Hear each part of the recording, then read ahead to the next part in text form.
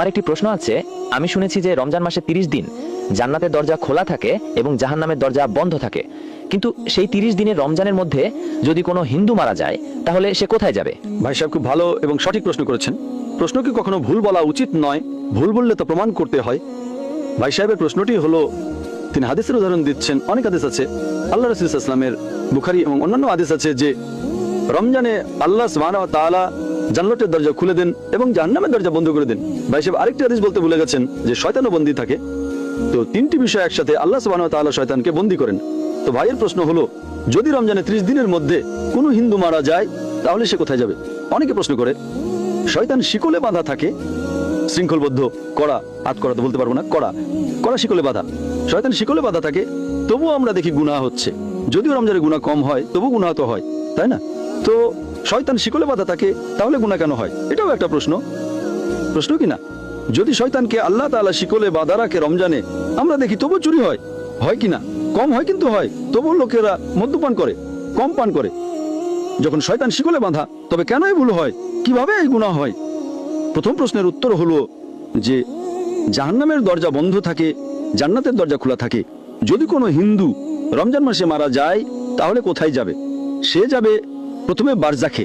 কোথায় যাবে? বারজাক। বারজাক মানে মধ্যবর্তী সময়। মানুষ মারা যাওয়ার পর সরাসরি জান্নাতে যায় না, সে বারজাকে থাকে। এরপর হাসরের ময়দানে সবাইকে উঠানো হবে, হিসেব নিকাশ হবে।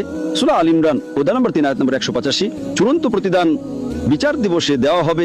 কুল্লু নাফসিন যায়কাতুল মউত, প্রত্যেক প্রাণী মৃত্যুর স্বাদ গ্রহণ করবে। চূড়ান্ত হিসেব নিকাশ হবে বিচার দিবসে, কিয়ামতের দিন।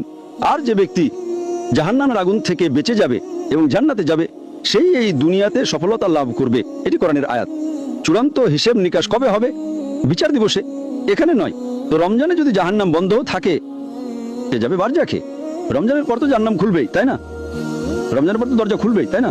হ্যাঁ, খুলবে। তো যদি সে শিরক করে থাকে, আল্লাহ তার রাসূলের কথা না মেনে থাকে, তাহলে সে বারজাকে শাস্তি পাবে। জান্নাতের দরজা খোলা থাকবে, জাহান্নামের দরজাও খুলে যাবে। খুলে গেলে যখন সময় আসবে তখন সে জাহান্নামে যাবে। একদম। এই প্রশ্নটা তো সহজ ছিল। দ্বিতীয় প্রশ্নটি আরো জটিল।